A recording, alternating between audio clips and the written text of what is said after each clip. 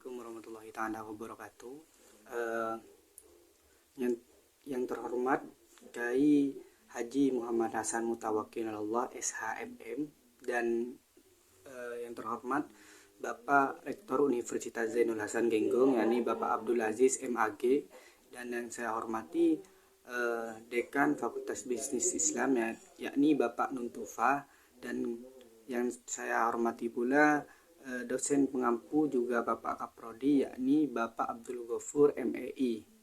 Di sini saya akan menjelaskan tentang usul fikih, yaitu tentang tema sumber hukum Islam. Di sini saya akan membuat ringkas-ringkasnya biar mudah dimengerti. Di sini ada 4. Yang pertama yaitu Al-Qur'an, hadis, ijma, dan qiyas. Yaitu yang mana Al-Qur'an itu dijadikan sumber hukum utama di dalam agama Islam, yang mana ketika ada suatu maslahah atau masalah para ulama itu pasti merujuknya yang paling utama ke Al-Qur'an. Apabila di Al-Qur'an keterangannya kurang jelas, maka langsung sumber yang kedua yaitu hadis, diperkuat oleh hadis. Jadi seperti halnya bab haid. Bab haid itu tidak dijelaskan di Al-Qur'an, harus berapa hari atau seperti ini, diperkuatlah oleh hadis di situ. Jadi dua ini adalah rujukan yang utama. Paling utama apa? Al-Qur'an. Kalau Al-Qur'an itu langsung ayatnya dari Allah Subhanahu wa taala, sedangkan hadis itu adalah perkataan Nabi atau perbuatan Nabi. Dan yang ketika Al-Qur'an dan hadis masih belum konkret atau masih ada kurang paham, akhirnya menuju yang ketiga yaitu ijma. Apa itu ijma? Yaitu kesepakatan para ulama tentang suatu masalah tersebut.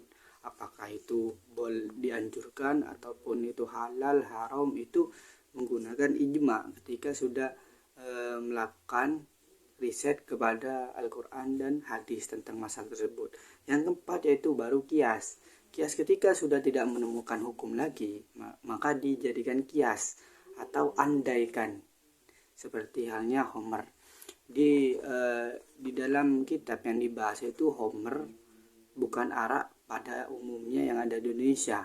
Karena kenapa kok arak dikatakan haram? Karena di situ menggunakan qiyas, yaitu sama dengan Homer, hal yang memabukkan, seperti itu.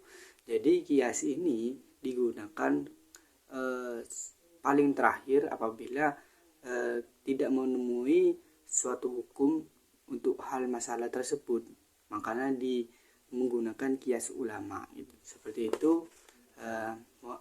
Itu saja dari saya. Mohon maaf apabila ada kata yang kurang. Allahul muwaffiq ila aqwamit thoriq. Wassalamualaikum warahmatullahi wabarakatuh.